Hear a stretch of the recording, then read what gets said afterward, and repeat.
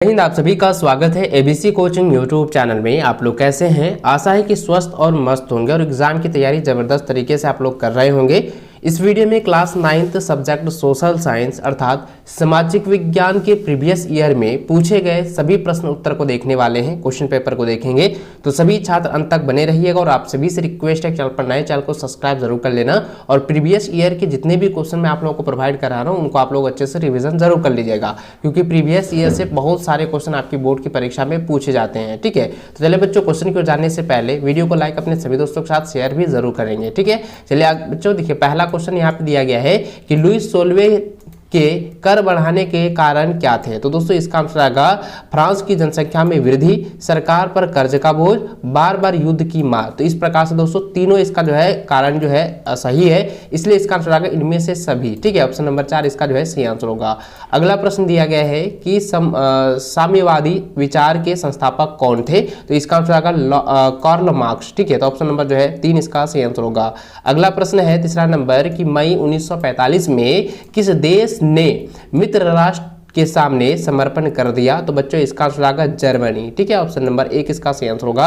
अगला प्रश्न है चौथा नंबर, कहता है कि हिटलर अपने राज्य के नागरिकों में से किसे सबसे महत्वपूर्ण नागरिक मानता था। तो बच्चों इसका आंसर आएगा ऑप्शन नंबर 2, मां को जो है सबसे महत्वपूर्ण नागरिक मानता था। ऑप्शन 2 इसका सही आंसर होगा। अगला सवाल है कि ड्यूमा किस देश की संसद का नाम है। तो दोस्तों इसका आंसर आएगा रूस। ठीक है, रूस के संसद। ऑप्शन नंबर 4 इसका सही आंसर होगा। अगला प्रश्न है कि दक्षिण पूर्व एशिया में झूम या घुमंतु खेती को किस नाम से जाना जाता है। तो उसको कहा जाता है तावी। ठीक है, आप लोग याद रखेंगे, तावी कहा जाता है। इसको आप लोग नोट कर लीजिए दोस्तों, क्योंकि देखिए क्या है कि यहाँ पे ये कहता है कि दक्षिणी और पूर्व एशिया में झूम और घुमंतु खेती को कहा जाता है तावी। इसको आप याद कर लीजिए। ठीक है, चलिए आगे बढ़ते हैं। अगला सवाल दिया गया है कि हिमाचल प्रदेश के चारवाहे समुदाय को किस नाम से जो है जाना जाता है। तो दोस्तों इसका आंसर आएगा गद्दी। ऑप्शन नंबर जो है 4 इसका सही आंसर होगा। अगला सवाल है कि सांबुरू नेशनल पार्क किस देश में स्थित है। तो दोस्तों इसका आंसर आएगा केन्या देश में स्थित है। ऑप्शन नंबर जो है 1 इसका सही आंसर होगा।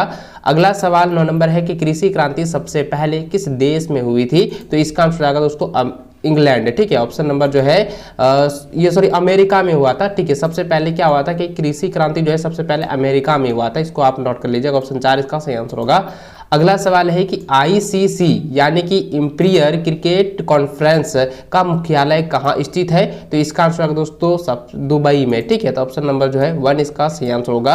अगला सवाल दिया गया है कि अंग्रेज जब पहल व्यापार करने भारत आए तो हम हिंदुस्तानी वस्त्र के रूप में किस प्रकार के वस्त्र की जबरदस्त मांग पूरी दुनिया में थी। तो इसका आंसर आएगा खादी वस्त्र। ठीक है, ऑप्शन नंबर 3 जो है इसका सही आंसर होगा।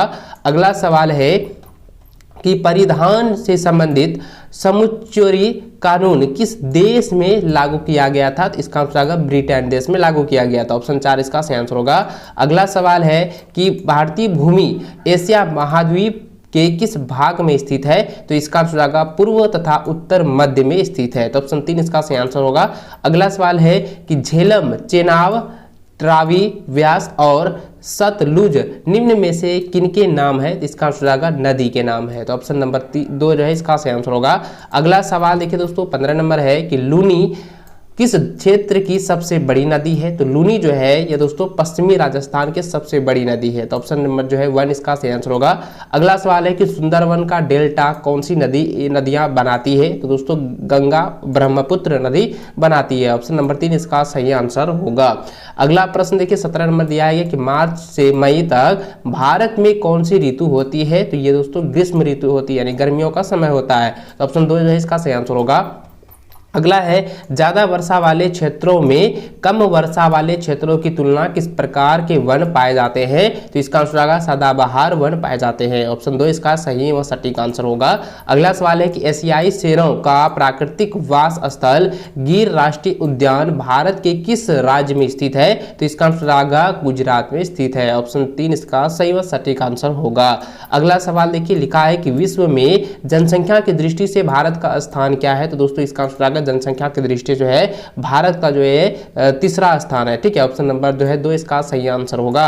अगला सवाल दिया गया है कि भारत सरकार ने किस वर्ष में परिवार नियोजन के लिए राष्ट्रीय कार्यक्रम शुरू किया था? तो बच्चों इसका आंसर आएगा 1952 ईस्वी को। ठीक है, याद रखेंगे 1952 ईस्वी को जो है भारतीय सरकार के द्वारा जो है परिवार नियोजन की राष्ट्रीय कार्यक्रम शुरू किया था। ऑप्शन नंबर 2 इसका आंसर होगा 1992, आपको रट लेना है। अगला सवाल है कि भारत का कौन सा राज्य 3 तरफ से बांग्लादेश से घिरा है? तो इसका आंसर आएगा त्रिपुरा। त्रिपुरा जो है 3 तरफ से जो है बांग्लादेश से ही घिरा हुआ है। ठीक है, चलिए अगला सवाल देखिए दोस्तों, 22 नंबर दिया गया कि संयुक्त राष्ट्र के सदस्य देशों की संख्या कितनी है? तो इसका आंसर आएगा 545। ऑप्शन नंबर जो है 4 जो इसका सही आंसर होगा 545। ठीक है, तो अब इसको आप लोग नोट कर लीजिएगा और एग्जाम से पहले आप लोग रिवीजन जरूर कर लीजिएगा। अगला सवाल है कि अक्टूबर 1990 में पोलैंड में किस पद के लिए पहली बार चुनाव हुए थे? तो इसका आंसर है राष्ट्रपति के लिए जो है पहली बार चुनाव हुए थे 1990 में।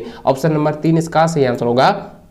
अगला सवाल 25 नंबर है कि लोकतंत्र जनता द्वारा तथा जनता के लिए शासन है, यह परिभाषा किनके द्वारा कही गई है? तो दोस्तों इसका आंसर आएगा अब्राहम लिंकन के द्वारा कही गई है। तो ऑप्शन नंबर जो है 2 इसका सही आंसर होगा। अगला सवाल है कि 1999 में पाकिस्तान में सैन्य तख्तापलट का नेतृत्व किसने दिया? तो इसका आंसर आएगा दोस्तों ऑप्शन नंबर 2 हो जाएगा, परवेज मुशर्रफ ने दिया था। ऑप्शन 2 जो है इसका सही और सटीक आंसर होगा।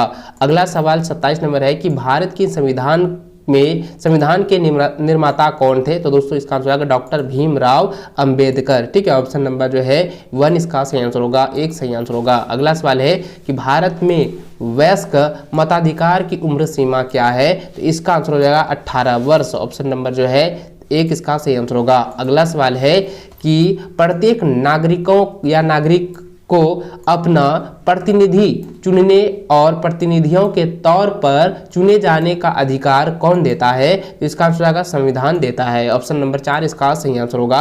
अगला सवाल है कि भारत में न्यायिक प्रशासन को कौन नियंत्रित करता है? तो इसका आंसर आएगा सर्वोच्च न्यायालय। ऑप्शन नंबर 2 इसका सही आंसर होगा।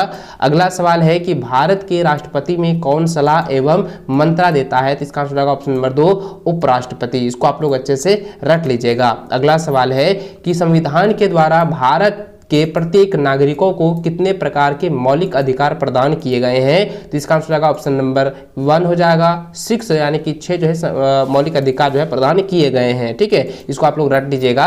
अगला सवाल है कि भारत की संपूर्ण जनसंख्या का लगभग कितना प्रतिशत भाग ग्रामीण क्षेत्रों में निवास करता है? तो इसका आंसर आएगा ऑप्शन नंबर 2 75%। इसको आप लोग नोट कर लीजिए, इसको आप लोग अच्छे से रट लीजिएगा, एग्जाम में आएगा। अगला प्रश्न है कि एक वर्ष में किसी भूमि पर एक से ज्यादा फसल पैदा करने को क्या कहा जाता है? तो इसका आंसर है दोस्तों बहुविधि फसल प्रणाली कहा जाता है। तो ऑप्शन नंबर 4 जो है इसका सही आंसर होगा।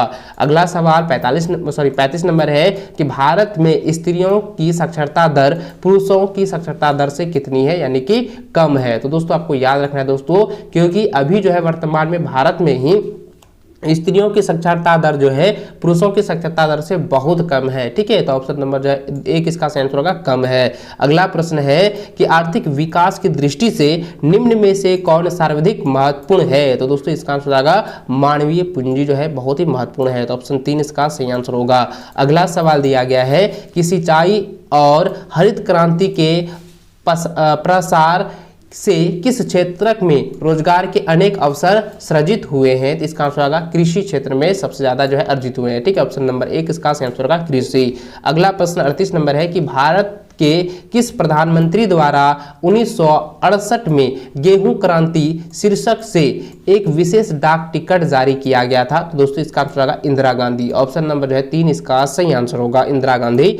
अगला प्रश्न है 39 नंबर की खाद्य सुरक्षा का क्या अभिप्राय है? तो इसका आंसर दोस्तों हो जाएगा ऑप्शन नंबर 2 खाद्यान्न की उपलब्धता। ऑप्शन नंबर 2 इसका सही व सटीक आंसर होगा। अगला प्रश्न दिया गया है 40 नंबर की अकाल के दौरान बड़े पैमाने पर क्या होता है? तो अकाल के दौरान बड़े पैमाने पर अधिक लोगों की मृत्यु होती है। तो ऑप्शन नंबर 4 जो है इसका सही आंसर होगा। तो दोस्तों इस वीडियो में प्रीवियस ईयर के सोशल साइंस का सभी ऑब्जेक्टिव क्वेश्चन को हम लोग आप देखे हैं, इसको आप लोग एग्जाम से पहले अच्छे से रिवीजन जरूर कर लीजिएगा और इसको आप लोग अच्छे से तैयार 100% श्योर होकर कर लीजिए, क्योंकि इससे कई सारे क्वेश्चन आपकी बोर्ड की परीक्षा में पूछे जाएंगे।